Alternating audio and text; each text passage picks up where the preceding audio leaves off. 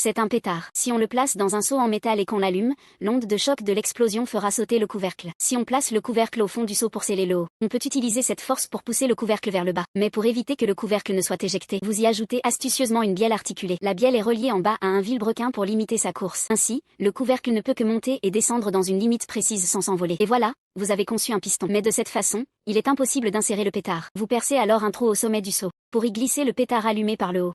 L'explosion va ainsi pousser le piston vers le bas. Mais une fois le piston repoussé vers le bas, comment fait-il pour revenir à sa position initiale? Vous ajoutez donc un volant d'inertie sur le vilebrequin. L'inertie du volant fait tourner le vilebrequin, qui ramène le piston en place via la bielle.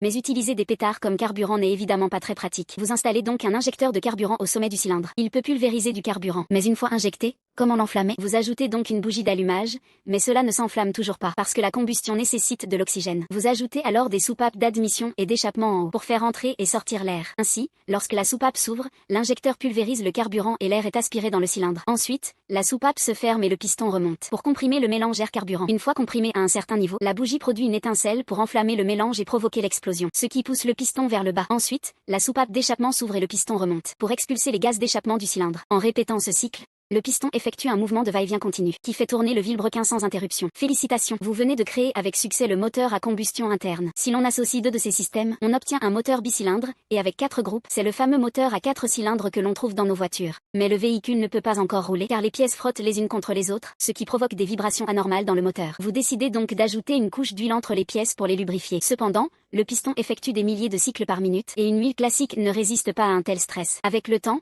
les dépôts de carbone altèrent l'étanchéité des cylindres et finissent par détruire le moteur. Comment faire pour que le film d'huile adhère plus solidement? Vous ajoutez alors des agents aux propriétés magnétiques dans l'huile, permettant à l'huile de se fixer sur toutes les pièces comme un aimant. Fini les inquiétudes face à l'usure. Félicitations, vous venez d'inventer la référence mondiale des huiles moteurs.